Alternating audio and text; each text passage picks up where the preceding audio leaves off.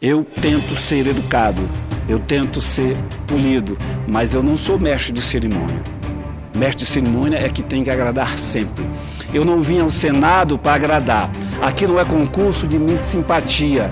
Aqui é o local de se defender. Aqui é o local também de atacar. Por que não? Porque ao defender somos obrigados sim, pela missão que temos, a atacar essa cretinice, esse cinismo daqueles povos que não podem mais dar exemplo nenhum em querer dar. Doar dinheiro e dizer que ele só pode ser aplicado de uma forma tal, isso não é doação, isso é esmola. O Brasil não quer, o Brasil não precisa, e muito menos o estado de onde eu venho, o Amazonas. Nós aceitamos ajudas, nós buscamos parceria, mas nós não aceitamos esmola. Nós não recusamos a aceitar esmolas. Nós não estamos pedindo, nós estamos sempre exigindo respeito. Temos direito sim de progredir, temos direito sim de usufruir de nossas riquezas que foram concedidas não por eles, não pelo homem, mas riquezas concedidas por Deus. Por que não usar dos nossos recursos bem naturais? Preservando sim, como sabemos preservar. O caboclo do Amazonas, presidente, é quem mais faz o manejo florestal do mundo. E lá está o exemplo. Portanto, se há algum mestre em questões ambientais, esse mestre é o caboclo da Amazônia. Presidente, senhoras e senhores senadores, diante de tanta coisa que a gente lê, presidente, que presencia, que ouve, vale a pena repetir um ditado que diz: para suportar tanta tolice é preciso muita paciência. E por que eu digo isso, presidente? Diante da postura dos países europeus, dos comentários, das injunções no que diz respeito à Amazônia. E essa postura tem sido configurada desde sempre como algo de extrema arrogância. Esse pessoal transmite uma ordem que pode ser resumida assim: faça o que eu digo, mas não faça o que eu faço. Por mais criticado que seja o Brasil, e é preciso que você brasileiro, que você brasileira, tenha autoestima e se orgulhe disso. Por mais que seja criticado, o Brasil é o país que mais preserva no planeta. O Brasil é o país que mais preserva sua floresta no planeta. Isso devemos à Amazônia. E não custa insistir, né? A maior floresta tropical do planeta, Amazônia, com 3 milhões de quilômetros quadrados de área. Nada menos que 63% do território nacional. A área em que a cobertura original foi reduzida se refere principalmente, infelizmente, à Mata Atlântica, não se refere à Amazônia. Segundo dados da Organização das Nações Unidas, a ONU, e é bom a gente repetir sempre isso aqui, presidente, as florestas representam 30% do território mundial. Dessa proporção, cerca de 36% são de florestas primárias. Vegetação com mais de 8 mil anos de idade, que ainda não foi modificada pelo homem. Metade das florestas primárias que existiam no planeta já foi destruída. A devastação é mais violenta justamente na Europa Ocidental, que já perdeu 99,7% de sua cobertura original. E é de lá que surgem as maiores pressões para que o Brasil siga as políticas por ele determinadas para que preserve a Amazônia. Por isso que eu falei de cretinice. Quem nos aconselha, quem quer nos impor condições, não tem moral, não tem passado histórico para isso. E quando eu digo, faço o que eu digo, mas não faço o que eu faço, pode-se ver aí uma referência ao passado, ao desmatamento ocorrido na Europa de outros tempos, quando ainda não se tinha noção precisa dos problemas ambientais. Por essa lógica, os europeus se teriam informado a respeito desses problemas, teriam feito autocrítica e hoje buscariam redimir-se do passado. Infelizmente, não é verdade. Infelizmente, isso não é verdade. A Alemanha, que já desmatou bastante, está reflorestando, é verdade, tentando corrigir seu erro, quer nos impor condições que não são aplicáveis, porque esquecem sempre o que tem debaixo, o que vem debaixo dessa floresta, debaixo desse verde existe o ser humano, que precisa de políticas públicas, que precisa de atenção que não é devida. Com um território 26 vezes menor que o brasileiro, a Noruega, aquela que está dando dinheiro para o Fundo da Amazônia, que quer congelar porque o dinheiro não está sendo aplicado como ela quer, tem 38% de seu território coberto por vegetação, o que dá 122 mil quilômetros quadrados. Igualmente, boa parte dessa cobertura decorre de reflorestamento que eles estão fazendo. País pequeno, com a população menor do que São Paulo, pode fazer. Mas há que se lembrar que a devastação que durou séculos, inclusive, da Noruega, foi tema de uma das músicas dos Beatles. Quem é do meu tempo se lembra disso? Presidente, senhora presidente, senhores senadores, se temos condições de denunciar a hipocrisia dos que tentam não dar lições de preservação, podemos sim, podemos muito mais, e podemos reconhecer que essa hipocrisia é ainda maior, bem maior do que parece. Olha um exemplo. A BBC Brasil acaba de revelar o alcance poluidor e devastador do maior investimento norueguês no Brasil.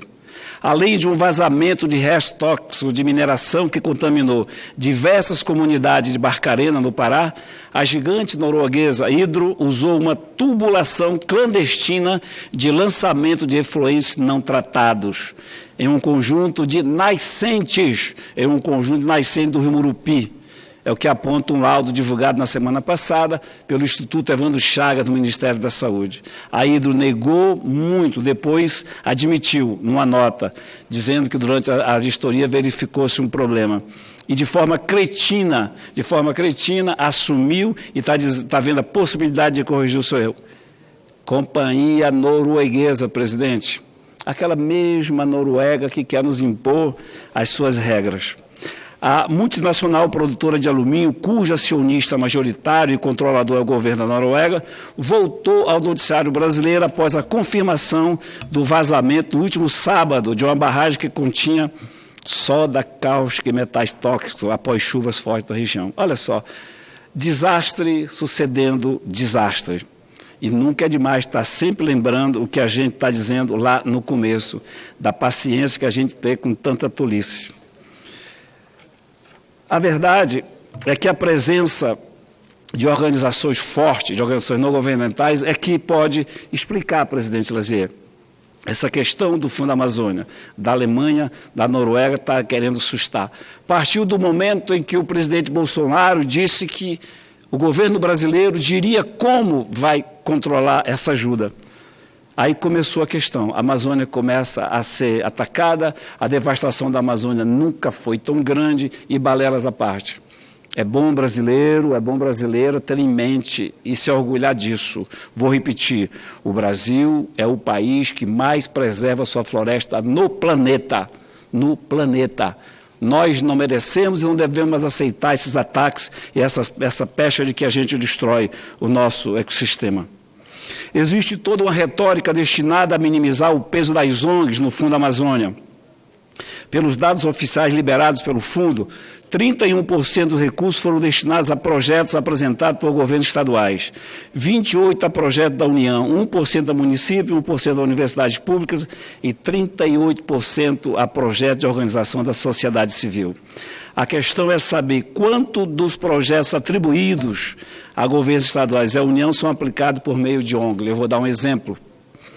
Dos 9 projetos apoiados pelo Fundo Amazônia no Amazonas, só dois foram aplicados diretamente pelo governo do Estado. O valor dos 2 projetos somou 47 milhões, pouco mais. Os outros 7 somam 99 milhões. Observação, apenas uma ONG, a Fundação Amazonas Sustentável, ficou com 51 milhões desse dinheiro. O governo ficou com 47. Apenas uma ONG, sem contar as outras, ficou com 51 milhões desse dinheiro. Caso se analise a execução do conjunto dos projetos do Fundo Amazônia, um a um, percebe-se que quase 80% dos atribuídos ao governo federal, aos governos estaduais e municipais, são conduzidos inteiramente por organizações não governamentais. Isso corresponderia a 48% do custeio de projetos. Somados aos assumidos diretamente por elas, chega-se à conclusão, presidente, de que 86% dos projetos custeados pelos fundos estão sob o controle das ONGs. Isso explica o interesse dos europeus por esse tipo de falsa doação, que na verdade constitui um investimento assim como pela insistência em manter o modelo atual. Por isso eu falei no começo, para suportar tanta tolice é preciso muita paciência. Sabe o que acontece, senhoras senadoras e senhores senadores? Muitos querem limpar suas nódoas, transferindo-as para os outros. É o que acontece com a Noruega, é o que acontece com a Alemanha, cujas nódoas ambientais existem, as marcas existem, as feridas estão expostas e eles querem transferir para nós da Amazônia suas nódoas, suas manchas e seus pecados. Não só por ser da Amazônia, presidente, mas acima de tudo, por ser brasileiro e exercendo da bênção concedida por Deus de ter um mandato de senador da República, é obrigação, mais do que missão, é obrigação minha, deste senador do Amazonas, Plínio Valério, de subir à tribuna, sempre que for preciso, sempre que for possível, a dizer em voz bem alta: essa história de faça o que eu digo, mas não faça o que eu faça, não cabe mais. Não cabe mais. Nós temos que fugir, temos que execrar, temos que repudiar essa tutela que querem nos impor. A tutela ao povo amazônico, a tutela ao povo indígena. O europeu dizendo o que nós devemos fazer, como se estivesse ainda na época do descobrimento do Brasil. Chega, parou. É preciso muita paciência para tanta tolice, sim, mas eu devo lembrar, presidente, e já encerro, eu tento ser educado, eu tento ser polido, mas eu não sou mestre de cerimônia. Mestre de cerimônia é que tem que agradar sempre. Eu não vim ao Senado para agradar. Aqui não é concurso de Miss Simpatia. Aqui é o local de se defender. Aqui é o local também de atacar. Por que não? Porque ao defender somos obrigados, sim, pela missão que temos, a atacar essa cretinice, esse cinismo daqueles povos que não podem mais dar exemplo nenhum e querer dar. Doar dinheiro e dizer que ele só pode ser aplicado de uma forma tal, isso não é doação, isso é esmola. O Brasil não quer, o Brasil não precisa, e muito menos o estado de onde eu venho, o Amazonas. Nós aceitamos ajudas, nós buscamos parceria, mas nós não aceitamos esmola. Nós não recusamos a aceitar esmolas. Nós não estamos pedindo, nós estamos sempre exigindo respeito. Temos direito, sim, de progredir, temos direito, sim, de usufruir de nossas riquezas que foram concedidas, não por eles, não pelo homem, mas riquezas concedidas por Deus. Por que não usar dos nossos recursos bem naturais? Preservando, sim, como sabemos preservar. O caboclo do Amazonas, presidente, é quem mais faz o manejo florestal do mundo. E lá está o exemplo. Portanto, se há algum mestre em questões ambientais, esse mestre é o caboclo da Amazônia.